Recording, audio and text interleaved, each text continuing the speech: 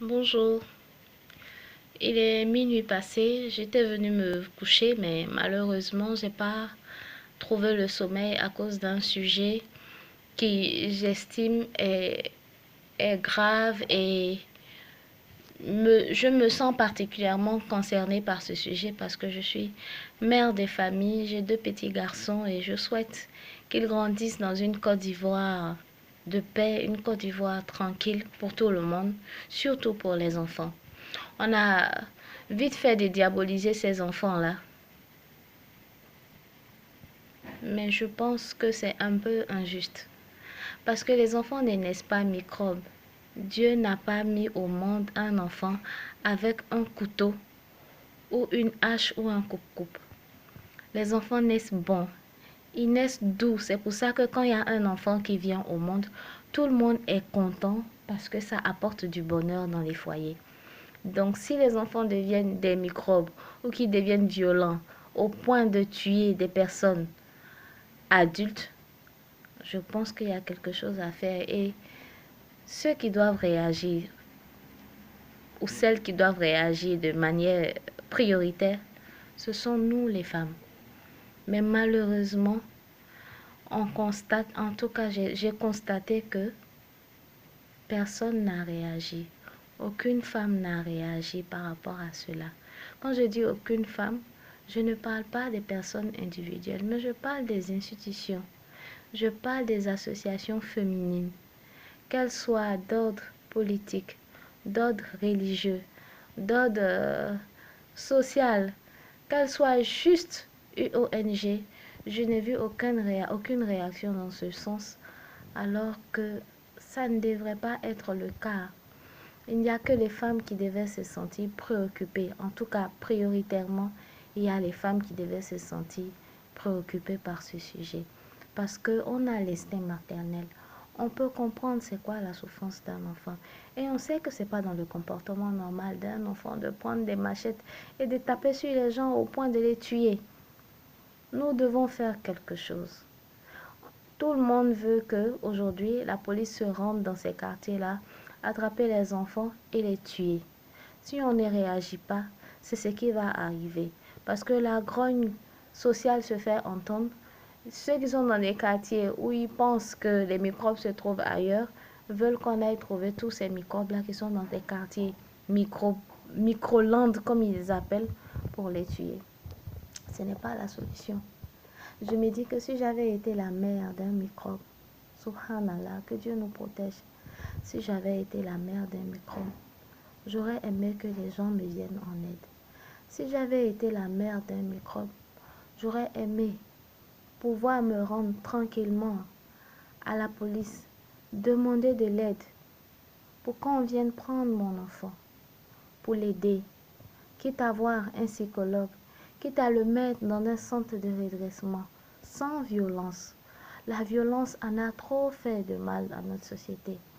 Si la violence pouvait apporter quelque chose, nous les sociétés africaines serons devant la scène comme on le dit. Mais la violence n'apporte rien. Ces enfants-là ont besoin de prière. Ces enfants-là ont besoin qu'on les prenne en charge. Il y a les experts des enfants. Il y a des assistants sociaux. Il y a des, il y a des, il y a des psychologues pour la psychologie de l'enfant. Il y a des, tout le monde devait se sentir concerné par le sujet. Au lieu de ça, on veut les tuer. Est-ce que les tuer, c'est une solution? Qu'est-ce qu'on va dire au moment quand on va arrêter leurs enfants? Que c'est des microbes, on va les tuer? Pour une maman, son enfant reste son enfant. C'est en cela que l'État de Côte d'Ivoire, les institutions en Côte d'Ivoire devaient encourager nous les mamans à prendre en charge nos enfants qui sont des microbes, à leur apporter soutien, à leur apporter notre amour, à leur apporter des prières afin que leur prise en charge soit plus douce, leur prise en charge se fasse dans la douceur et se fasse dans le respect des droits de l'enfant. Non à la violence contre les microbes, parce que la violence appelle la violence. Si ces enfants-là avaient été élevés dans la douceur, ils ne seraient pas des microbes aujourd'hui. S'ils avaient vécu dans un cadre propice à une vie pacifique, ils ne seraient pas des microbes aujourd'hui. Avant, quel que soit le quartier dans lequel vous trouviez, vous pouviez avoir une crèche, une maternelle, un aire de jeu ou quoi que ce soit. Mais aujourd'hui, certains quartiers défavorisés n'ont même pas une bonne école digne de ce nom. Les enfants vont à l'école dans des conditions difficiles. La pluie rentre dans leur classe. Souvent même, les toilettes. Rien qu'à sentir l'odeur des toilettes, l'enfant est découragé, il ne peut pas aller à l'école. On l'a encouragé, mais aujourd'hui, ça se fait ressentir dans les sociétés. Un enfant qui est né à Cocody, qui a grandi à Cocody, n'est pas pareil qu'un enfant qui est né à Abobo, qui a grandi à Abobo. Il faut qu'on se dise la vérité. Ceux qui sont nés à Abobo, qui ont grandi à Abobo et qui en sont sortis vraiment bien, doivent rendre grâce à Dieu. Parce que ce n'est pas facile. Même si les parents font l'effort de donner de bonne éducation à leurs enfants. Ce qui se passe dehors, les parents ne peuvent pas le contrôler. Tout le monde sait que ces quartiers-là sont des quartiers sensibles. Alors pourquoi ne pas prendre des dispositions pour rendre la vie un peu meilleure là-bas?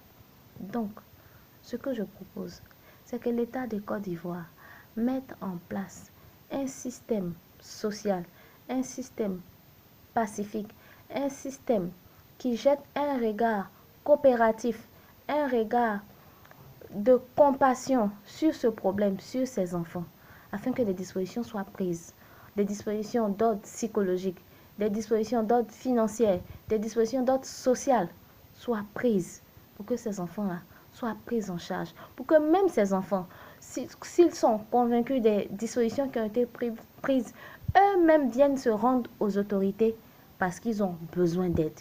Ils n'ont pas besoin qu'on leur tape dessus davantage. Ils n'ont vraiment pas besoin qu'on vienne les tuer. Ce serait violence pour violence et ça ne nous mènerait nulle part. Merci de m'avoir écouté. Bonne nuit.